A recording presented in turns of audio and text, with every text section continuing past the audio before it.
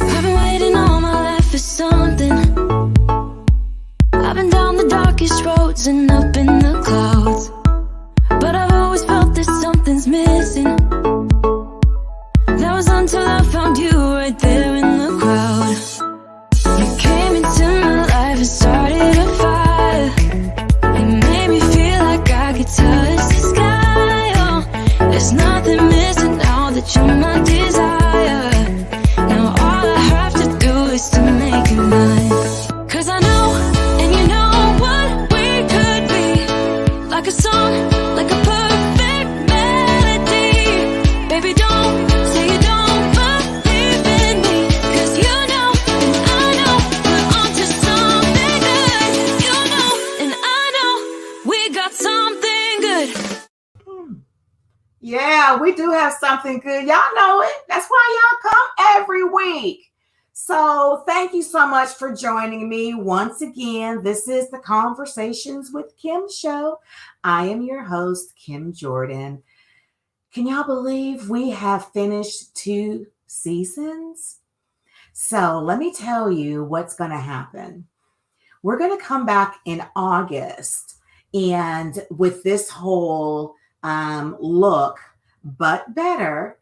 And in between then, I'm going to be coming on Facebook Live. I'm going to be giving you some updates. I'm going to show you what's going on with me.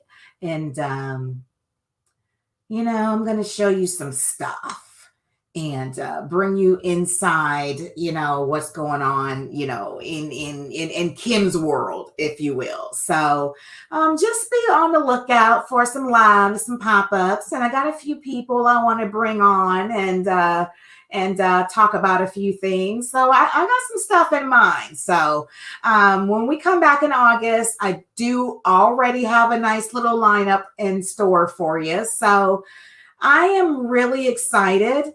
One change though, when we come back, we won't be on Sunday. This really was not a good switch for us. So we will be coming back to our regular scheduled day, which was Thursday, 7 p.m. Eastern Standard Time. That really worked better for us. So that's where we're going back to. So for those of you that have been asking, you're welcome. All right. So let's get back to part 2 because Courtney is in the house. All right. We're going to be talking about why is putting yourself first so difficult, part 2 with Miss Courtney G. Smith. Now, let me tell you about Courtney. She is an award-winning film producer and Reiki master. She is an empowerment coach and teacher, and she did her first TED Talk in 2020 during the pandemic. Village, help me welcome Miss Courtney G. Smith.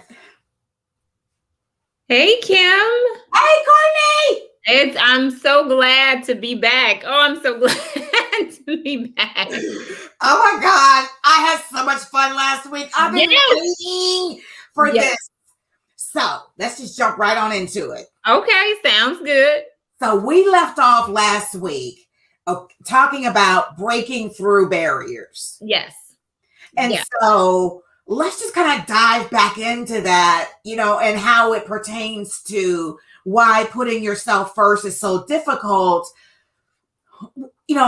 Let's just go ahead and start there. Tell me, why, breaking through barriers is important. Well, it's important because you will only begin to put yourself first if you break through those barriers. If you don't, then it'll be the same pattern just continually. And then oftentimes those patterns lead to some type of trauma.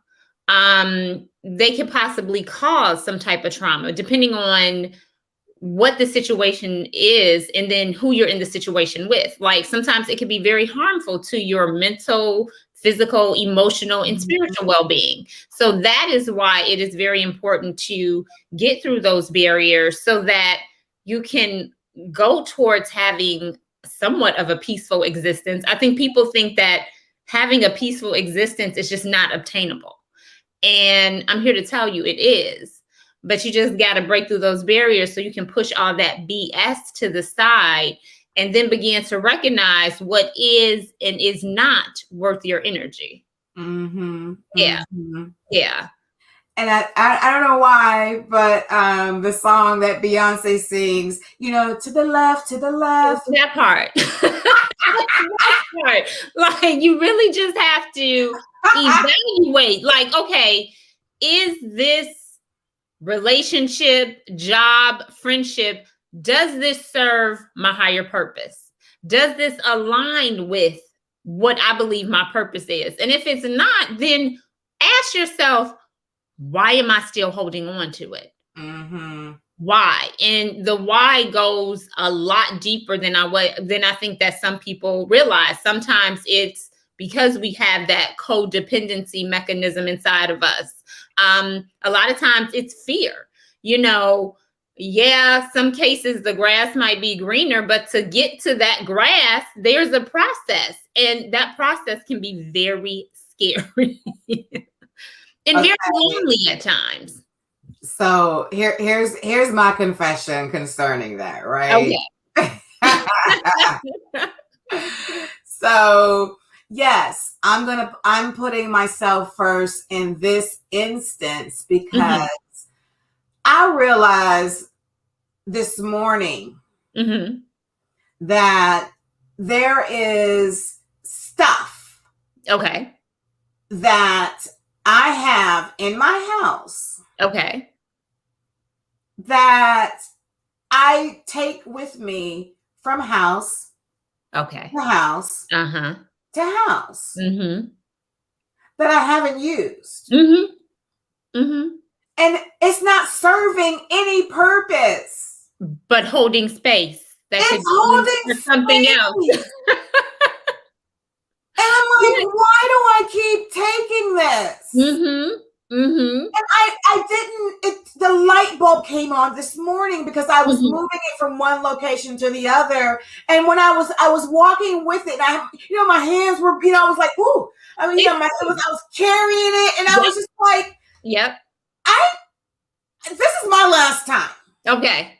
And I was just like, I need to make a decision because I think that, and we all need to figure out what is it that we hold on to, whatever your stuff is, whatever your thing is, break through that barrier and deal with it. Like, let it go. And it can be like, I'm the queen of, okay, when I'm cleaning out something, I'm throwing out and I'm purging. Like, I don't know why I don't have an issue with that.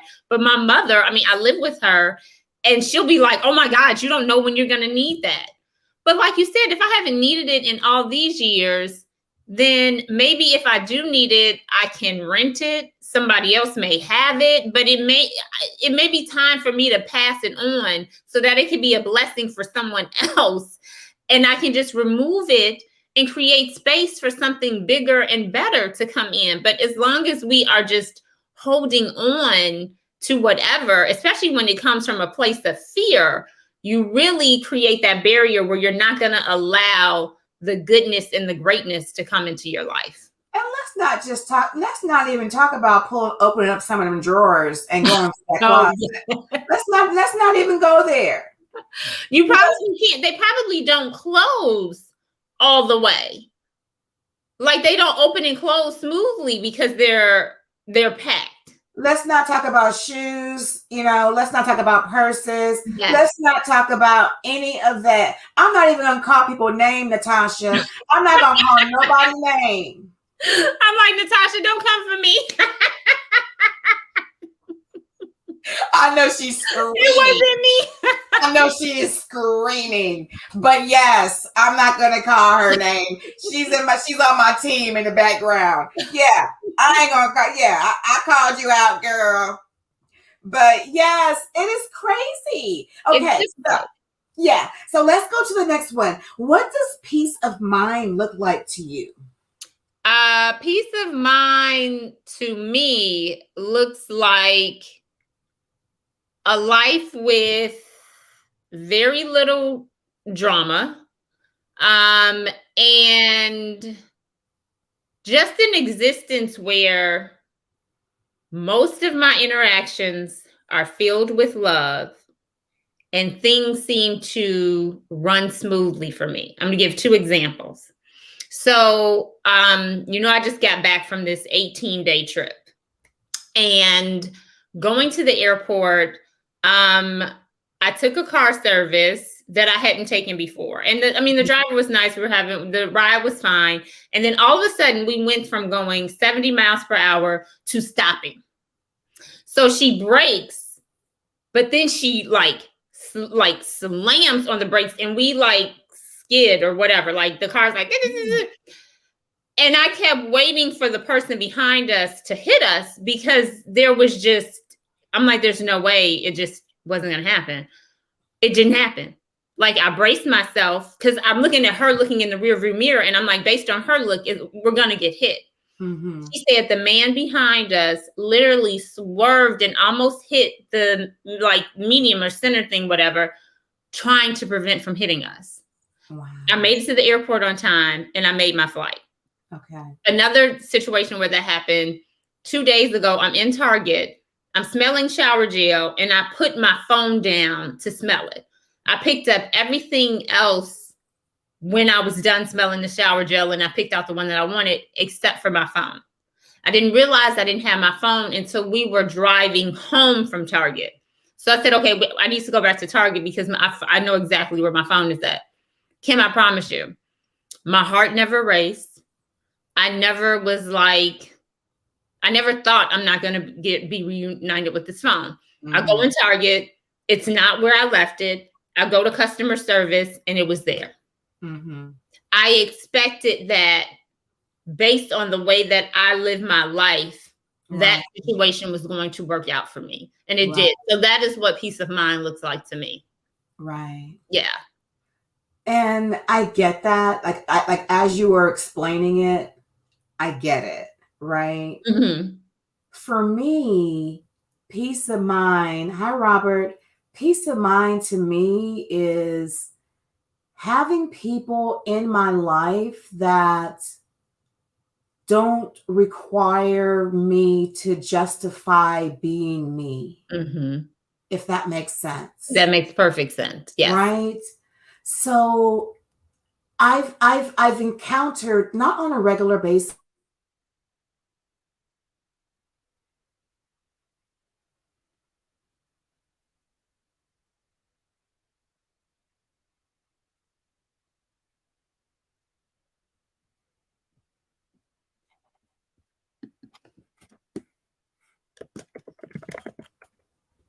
I don't know what just happened. Yeah, I was just typing like Kim is frozen. Yeah, but I don't know what just happened. But sometimes I'll encounter people that are just very, they want you to be a certain way. Yes. Yes. And, I am very confident in who I am and how I am. And so if I don't fit what your expectation is, mm-hmm, it's okay. I mean, there's billions of people in the world, find another one. Oh, yeah. To be your friend or to be, whatever you thought I was going to be. That's, it's okay. But I don't want to continue this. Yeah. Because I don't have anyone else in my life that does this to me. That makes me feel like I need to validate myself with you. So that to me makes me feel peace when I have people in my space that allow me to be my genuine self. Yes. And that's so important. Like, you should be able to show up as Kim in as much authenticity as you want to in every single situation. So yes, that is very important that you have that village that loves and accepts you for who you are. Exactly. Yeah. Exactly. And I just can't express that enough. I don't want to have 3 different versions of me that when I walk into these rooms, I become someone else. Well, at that point, you should get paid because it's called acting. So you should get paid really good money if you're having to be Right. like 3 and 4 people. I mean, that's work. That Right. is work that requires, that's a skill set that requires payment. Yeah. So talk to me about being unapologetic about putting yourself first. That comes with, like you said, being able to just be who you are in every situation, especially with your friends. And to me, it's a process, because if everybody were comfortable in living in their truth and speaking their truth, then we all would have these perfect relationships and everybody would get along. But oftentimes it goes back to those barriers. People are not unapologetic about being themselves. But again, just take it back to, okay, in being myself, am I serving my higher purpose? And if the answer is yes, then continue to be yourself. Prime example, I don't know if you ever watched the TV show The Game. Mm-mm. Okay, well, there's this character on there named Tasha Mack, and Tasha Mack was notorious for speaking the truth, and just speaking her mind. So my friends for years have called me Tasha Mack. But let me tell you, speaking my mind, in one situation, there was this girl who had gotten to it with a guy, and what the people inside didn't realize was that she was going to get her gun from her car and then shoot up the place that this guy was in. So I get out the car. I'm like, whoa, whoa, whoa, whoa. Wait a minute. So I'm calming her down. We go back and forth. She eventually calls me some names, but she drives off. I will take being called all of those names because no one got shot that night, and she didn't end up in jail. But it went back to, me just being very vocal in that situation. Another situation was that a friend of mine, I was dating him. We were around his friend and his family. And I told him, I'm like, something is wrong with your friend's oldest daughter. And he was like, here you go again. Always thinking, always got to say something. Kid you not. 2 years later, the girl is laying hands on the father, the mother, people in the streets, and come to find out she was bipolar. But I sensed it. I was vocal about it. It was just they were just like, okay, here you go. And even to this day, my ex is like, you were spot on about that. Because I picked up, I'm like, there's just something going on here that needs to be looked into. Right. But again, I was looked at as the person who runs their mouth too much, and lo and behold, this poor baby was suffering. Right. So I say that to say, stay true to who you are, because it serves a higher purpose. Right. Okay. So in your situation, because that is your flow, it's not an off and on switch. That's who you are. That's who I am. Yeah. Right. And so, for anyone else, whatever their true, authentic self is, if they, I don't know, but if they are normally a person that, enjoys interacting or enjoys, making jokes or, whatever, they just enjoy doing something, then that's what they should do. And that's who they should be. I agree. I have a friend that really likes to cook. Mm-hmm. And if that cooking, brings you joy, then, listen, you should be cooking more. You should be, embracing that and doing what it is that, makes your heart feel, that fills you up and stuff. Mm-hmm. So I am totally in agreement with that. So, let's see. Oh, this is going to be a good one. This is going to be a good one. Use what others see as a deficiency as it pertains to why is putting yourself first so difficult? Yes. Okay. So how that pertains to me in 2001. So April of 2001, we're talking exactly 20 years, or 20 years ago, I was diagnosed with the autoimmune disease myasthenia gravis. And it the disease causes extreme muscle weakness, but you can look at me now and you'll be like, well, she looks completely healthy, which is why I titled my award-winning film, Beauty Does Lie, The Untold Stories of Autoimmune Diseases, because I look healthy, but there's a lot going on, in my body. And because my health has forced me to put it first in a lot of situations, I am exceedingly unapologetic about, okay, if you're toxic, no, I'm not going to interact with you. If I'm dating you and it just wears on my energy, I'm not going to continue to date you. Like, it just is what it is. And, I think sometimes we get caught up in, like, I'm 43. I've never been married. I don't have any children. And then people, it's like, well, are you missing something? And I'm like, no, I just came back from an 18-day vacation where I started off in Portland, went to the Bay Area, and ended up in LA.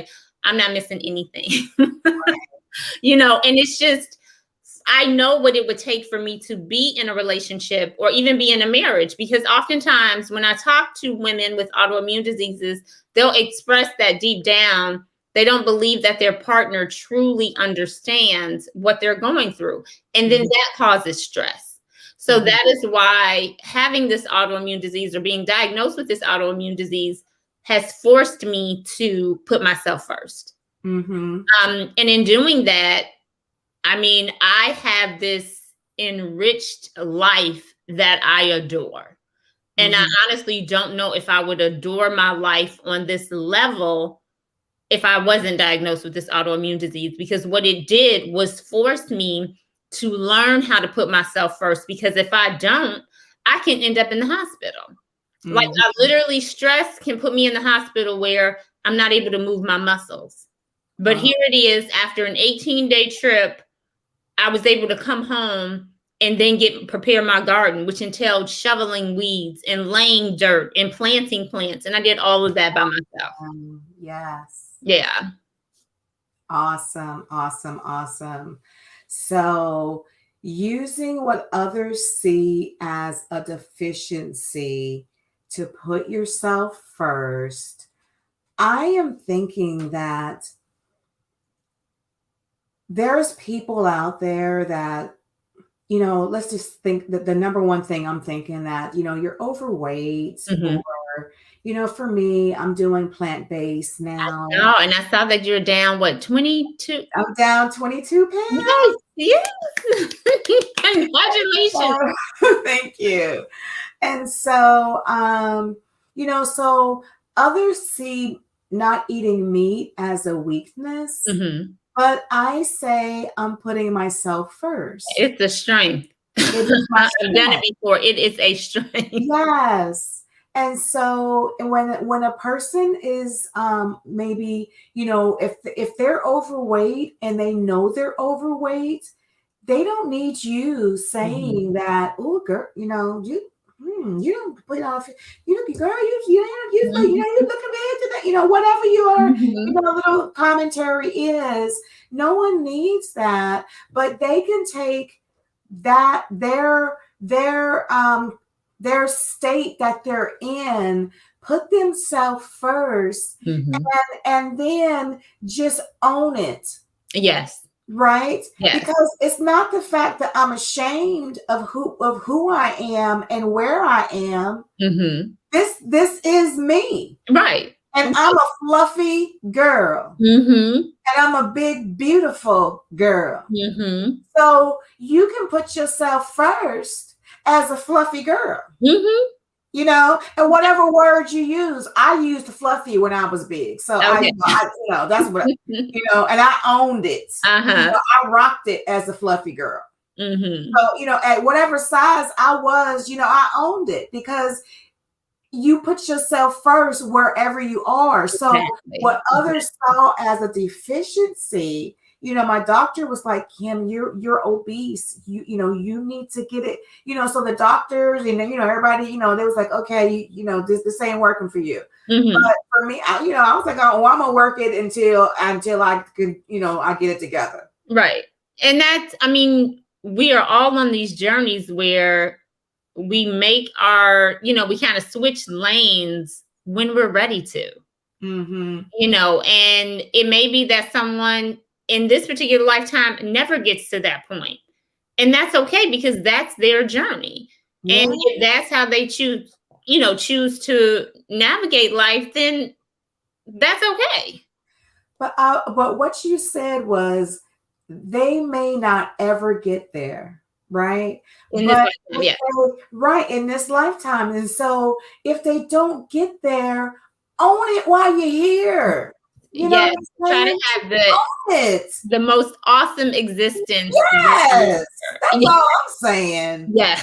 I can't let what others see and make it seem like I'm deficient, like I Mhm. wasn't created properly, or I'm less than. I didn't get what everybody else got. No, I got an extra. Yes. I agree. Yeah. And in my case, I mean, it's so funny because a friend of mine thinks that I made a deal with the devil because I never age and I never really gain a whole bunch of weight. But I mean, you can tell like my smile has been off for the last, I mean, I was diagnosed for 20 years, but I mean, I had symptoms before that. So over 20 years, my smile has not looked how it looked when I was in high school and when I was in the beginning of college. But I have produced an award-winning documentary. I have trained for the Chicago Marathon. The only reason why I didn't finish was because I had to have fibroid tumors removed, but I got up to running 10 consecutive miles. Yes. I was in a car accident where I broke my neck. So 2 weeks after I got the neck brace off, I started training for the Chicago Marathon. Come on, girl. Talk, I just You did a TED Talk. Yes, I was screaming with that, but I need to get that on there. You did a TED Talk. Yes. And I've been blessed where I have been able to live my life on my terms. Yes. A lot of people will die never being able to say that. So Awesome. even despite, being diagnosed with this illness that can be exceedingly debilitating, I have just had this enriched life that I adore. And again, I don't know if that would have happened if I wasn't diagnosed with it, because I probably would have gone, gotten a corporate job, lived my life how society told me I should have. Mhm. And I don't know that I would be happy. Wow. Yeah. Wow. So basically what others saw as a deficiency set you up. It set me free. It set you see, come on. It Come on. set me I had the wrong word. Okay. Yes. Yep. Woo. Okay, so look, we got less than 2 minutes, right? But this last one, I just want you to hit it right quick because we got less than 2 minutes. It says, why are people so afraid to be a priority? Because they care too much about what other people think. Period. They just care entirely too much about what other people think. And what's that quote? What other people say about you is none of your business. None. It's really none of your business. So channel that noise out and live your life for you. Yes. Courtney, girl. I'm sending you a virtual hug, girl. Okay, thank you so much. Thank you. Look, Village Courtney coming back. Don't y'all worry, she coming back. I know y'all feel the same way I do. Thank you so much, Courtney. Thank you. Thanks for having me. I always have a good time. All righty. Look, Village, we are at the end of season 2. Can y'all believe it? I'm going to be doing more Facebook Lives until we come back in August for season 3 with a whole new look, with a whole new lineup, with a whole new theme. It's about to go down. So I need y'all to hang out with me on the lives and just enjoy. I'm going to bring y'all back a little bit into my life. You know, I haven't been doing that, but I'm going to do it. I'm going to do it. I'm going to do it. I'm going to do it. Jesus, pray for me. Okay. So I'm just excited.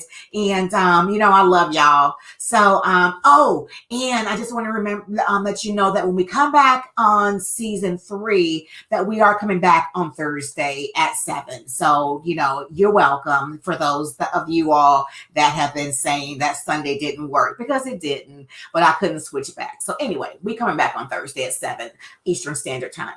So just remember, silence creates distance, and conversations with Kim builds the village. Bye-bye.